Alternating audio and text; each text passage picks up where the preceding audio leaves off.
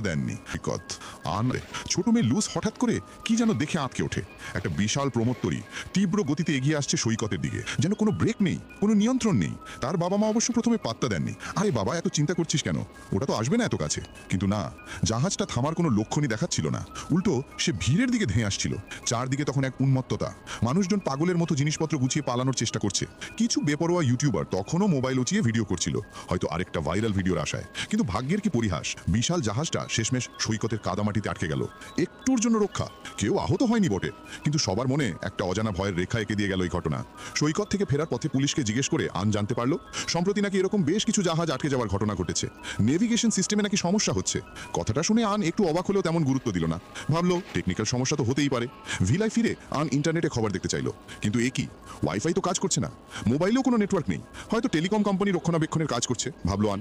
তাই অপেক্ষা করার সিদ্ধান্ত নিল। কে জানতো এই নীরবতাই ছিল এক মহা বিপদের পূর্বাভাস।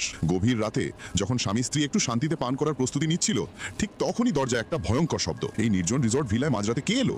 দুজনেই চিন্তিত হয়ে পড়লো। গ্যাং খুব সাবধানে দরজা খুলল। সামনে দাঁড়িয়ে এক অপরিচিত ভদ্রলোক, সাথে তার ছোট মেয়ে জেনি। ইনি হলেন স্কট। আন আর গ্যাং কাউকেই চিনত না, কিন্তু অদ্ভুতভাবে স্কট যেন আনকে চিনত। আন তো হতভাগ। স্কট নিজেকে এই ভিলার আসল মালিক হিসেবে পরিচয় দিল। জানালো দুদিন আগে আন তার সাথে ইমেলের মাধ্যমে এই ভিলাটা বুক করেছিল। স্কটের কথা শুনে গ্যাং তাদের ভেতরে আসার জন্য অনুরোধ করলো। স্কট জানালো সে ফোন করতে চেয়েছিল, কিন্তু মোবাইলে কোনো সিগন্যাল পাচ্ছিল না। তারা নাকি কাছাকাছি একটা কনসার্ট শুনে শহরে ফিরছিল, কিন্তু মাঝপথে জানতে পারলো শহরে বড় ধরনের বিদ্যুৎ বিভ্রাট হয়েছে। তার বাড়ি 70 তলায়, আর জয়েন্টে ব্যথার কারণে সে এত উপরে উঠতে পারছিল না, তাই এক রাতের জন্য এখানে থাকতে চেয়েছিল।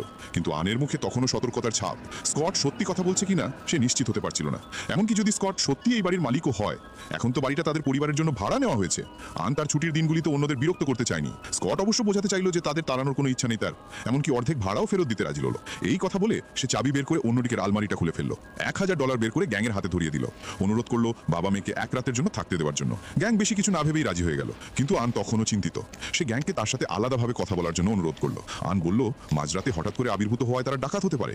আরও বেশি চিন্তার কারণ ছিল যে তারা বাচ্চাদেরও ক্ষতি করতে পারে, আর অপরিচিতদের সাথে থাকলে সে ঘুমাতেই পারবে না। কিন্তু গ্যাংয়ের যুক্তি, আরে বাবা তাদের কাছে তো আলমারির চাবি আছে, তাহলে তো তারা বাড়ির মালিকই হবে।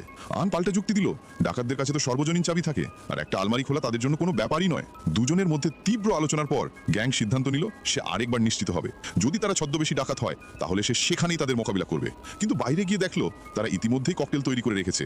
গ্যাং শুধু একটু চেটেই খুব প্রশংসা করলো, কিন্তু আন শুধু পানই করলো না, সতর্কতার সাথে স্কটকে জিজ্ঞেস করলো ওয়াইনে কি কি উপাদান আছে, এমনকি তাদের আইডি কার্ডও দেখাতে বললো।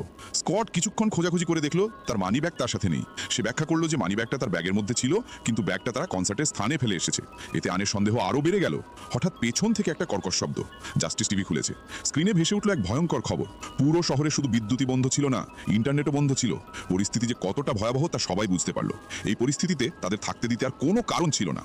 আন অনিচ্ছুক হলেও মানবিকতার কারণে রাজি হতে বাধ্য হলো। বাবা মেয়েকে বেসমেন্টে ঘুমাতে হলো। যিনি অভিযোগ করলো এটা তো আমাদেরই বাড়ি, অথচ আমাদের জানলাবিহীন বেসমেন্টে ঘুমাতে হচ্ছে। তারা টেলিভিশন দেখে আরও তথ্য পাওয়ার আশা করছিল। যিনি তার বাবাকে তাদের তাড়িয়ে দিতে চেয়েছিল, কিন্তু স্কট জানালো আরও তথ্য পাওয়ার আগে তারা আপাতত কোনো পদক্ষেপ নিতে পারবে না। যখন সবাই ঘুমিয়ে পড়লো, টিভিতে হঠাৎ একটি জরুরি খবর প্রচারিত হলো। এই মুহূর্তে পুরো আমেরিকার নেটওয়ার্ক হ্যাকারদের দ্বারা আক্রান্ত হচ্ছে। পরের দিন সকালে লুজ মায়ের সাথে জেগে উঠে নেটওয়ার্ক সংযোগের জন্য চিৎকার করে। সে নাকি ফ্রেন্ডসের শেষ এপিসোড দেখতে চায়। তারপর সে দেখলো তার মোবাইলে মাঝরাতে একটা ব্রেকিং নিউজ এসেছে। বলা হয়েছে যে বড় বিদ্যুৎ বিভ্রাটের পিছনে হ্যাকারদের হাত আছে। কিন্তু যখন সে মোবাইলটা গ্যাংয়ের হাতে তুলে দিল, তখন সেই খবরগুলি অদ্ভুতভাবে অদৃশ্য হয়ে গেল। আন বারবার খুঁজেও সেগুলো খুঁজে পেল না। গ্যাং সন্দেহ করলো তাদের মোবাইলও হ্যাক করা হয়েছে, এবং পরিস্থিতি বোঝার জন্য শহরে গাড়ি চালিয়ে যাওয়ার সিদ্ধান্ত নিল। 8 ঘন্টা গাড়ি চালানোর পর রাস্তায় কোনো মানুষ দেখা গেল না। গাড়ির রেডিওতেও কোনো সিগন্যাল পাচ্ছিল না। ধীরে ধীরে গন পথ হারিয়ে ফেললো। নেভিগেশন ব্যবহার করতে যেয়ে দেখে জিপিএস কাজ করছে না। সে রাস্তার পাশে গাড়ি থামিয়ে মোবাইলে নেটওয়ার্ক পুনরুদ্ধার করার চেষ্টা করলো। একটু পরেই গাড়ির রেডিওতে সিগন্যাল ফিরে এলো, আর সর্বশেষ খবর প্রচার করলো। বলা হয়েছে যে দেশটা ক্রমাগত সাইবার আক্রমণের শিকার হচ্ছে, যার ফলে দক্ষিণে বিপর্যস্ত পরিবেশগত ক্ষতি হয়েছে। এটা প্রাণীদের মাইগ্রেশন প্যাটার্নকেও প্রভাবিত করেছে। কিন্তু যখন গ্যাং গাড়িতে উঠতে প্রস্তুত হলো, তখন রেডিওটি অদ্ভুতভাবে সিগন্যাল হারিয়ে ফেললো। পথ হারানো সে ফেরার পথ খুঁজতে শুরু করলো। হঠাৎ সামনে এক ব্যক্তি তার দিকে হাত নাড়ছে। লোকটি আতঙ্কিত হয়ে ক্রমাগত কার দিকে কিছু বলছিল। মনে হচ্ছিল সে বড় ভয়ঙ্কর ঘটনার সম্মুখীন হয়েছে। আমি বাড়ি যাচ্ছি, কিন্তু গ্যাং তার স্প্যানিশ ভাষা কিছুই বুঝতে পারছিল না। সংঘর্ষের ভয়ে গ্যাং গাড়ি চালিয়ে চলে গেল। গ্যাং আতঙ্কিত হতে শুরু করলো। কেন সবকিছু এত অদ্ভুত? পাগলের মতো একজন মহিলাকে এড়িয়ে আসার পরপরই সে আরও অদ্ভুত একটি দৃশ্যের সম্মুখীন হলো।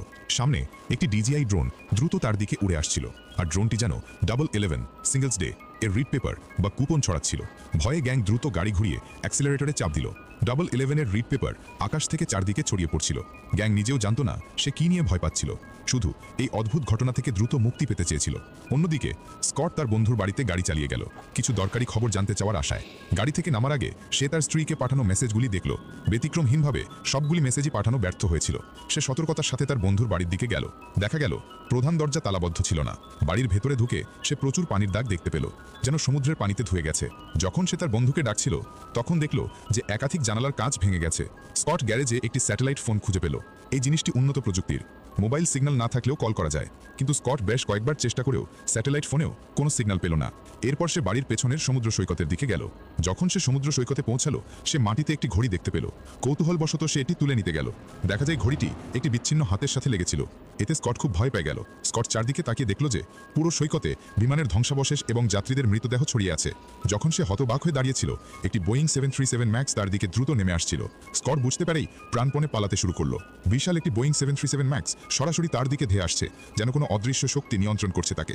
অন্যদিকে বাড়িতে থাকা লুস বাগানে কয়েকটি এল্ক বা হরিণ তার দিকে তাকিয়ে থাকতে দেখল। সে কৌতূহলবশত তাদের কাছে গেল, কিন্তু সেখানে আরও ভয়ঙ্কর একটি দৃশ্য তার জন্য অপেক্ষা করছিল। জঙ্গলের পেছনে অগণিত এল্ক জড়ো হয়েছিল। তাদের চোখগুলো কেমন যেন অস্বাভাবিক। এল্কগুলো চলে যাওয়ার পর লুস তার ভাইকে নিয়ে জঙ্গলে গেল। তারা একটি ছোট কাঠের কোণেনার খুঁজে পেল। সেখানে অনেক শিকারীর সরঞ্জাম রাখা ছিল। মাটিতে ঘুমানোর জন্য একটি মাদুরও ছিল। আর সবচেয়ে ভয়ঙ্কর ব্যাপার হলো কাঠের কোণে ঘরের জানালা দিয়ে লুসের ঘুমানোর ঘরটি ঠিকঠাক দেখা যাচ্ছিল। এতে লুস আতঙ্কিত হয়ে পড়ল। যখন দুই ভাই ভিলায় ফিরছিল তখন জ্যাকের পায়ে একটি পোকা কামড় দিল, আর লুস কাছাকাছি একটি বিলাসবহুল বাড়ি দেখতে পেল। সে তার ভাইকে সেখানে দেখতে যেতে চেয়েছিল, কিন্তু জ্যাক বলল যে সে ক্ষুধার্ত এবং খেতে ফিরতে চায়। হাঁটতে হাঁটতে লুস আবার একটি অদ্ভুত ঘটনা